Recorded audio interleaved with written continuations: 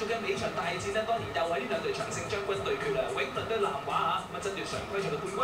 紅衫嘅南華上季咧就係常規賽冠軍嚟㗎，可惜總決賽不敵永倫，加上今季嘅銀牌賽咧，南華都係不敵對手嘅。呢邊見到黃金戰士永倫咧大戰之前啊專心做熱身啦。好啦，比賽開始啦，咁啊戰況好激烈嘅。咁啊南華咧由射手劉子健啊用一球3分波啦，結果咗今場嘅序幕，但係轉下頭啊，永倫方面還以顏色啦，空教嘅香振強亦都成個3分波。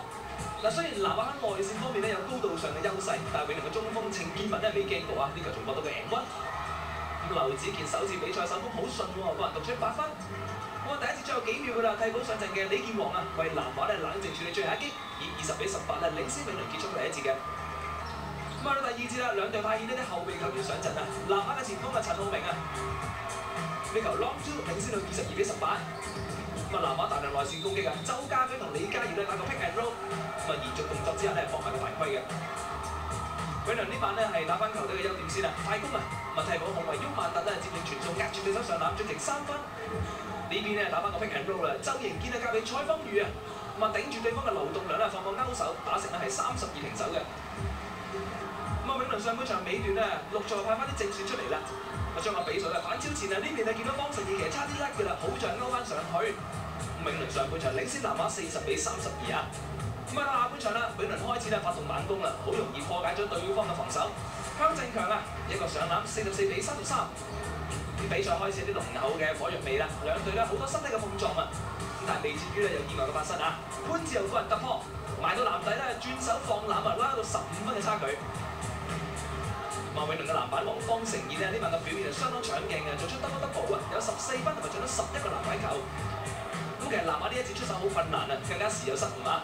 香振強成功偷截，帶上前場咧策動攻勢，咁啊個人切入突破分球啊，俾到 corner 俾你周盈堅出手成個3分波，領先到53-34。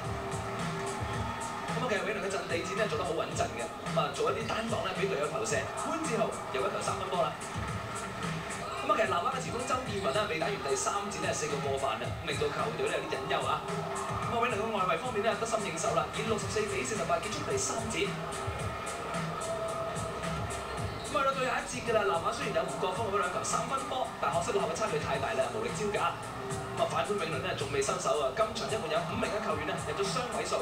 咁香振強最高18分啦，潘志有13分嘅。咁啊最後永倫咧係以88-71啦，繼銀牌之後咧再一次擊敗南華嘅，亦都重奪翻常規賽嘅冠軍添啊！好啦，呢個時候咧捉到咧就係攞到常規賽冠軍嘅永倫啦，咁啊有方成義啦同埋香振強喺度。先問下方成義先，今日贏呢場南華嘅比賽，你覺得打成點先？我哋打到我哋部署啦，都係防守啦，係啊，我哋好積極咁防守係。打得好好啊！咁啊香蘭嚟緊就要對飛鷹嘅咯，季後賽有冇啲咩而家部署係點？因為之前咧其實都咬得幾緊啊兩隊波。係啊，飛鷹呢班年青球員嗰個突破性啊，或者有創造性好強啊，所以我哋都要再要去部署啲防守，要集中啲去防守佢哋尤其是外圍啦。咁佢哋嘅快攻都好強啦，咁我哋要更加要針對翻佢哋嘅快攻嚟防守翻咯，係咯。好啦，咁啊希望咧就嚟緊再睇下永倫點樣就飛鷹啦嚇。咁啊嚟緊嘅星期六咧就會上演呢個甲1籃球聯賽嘅季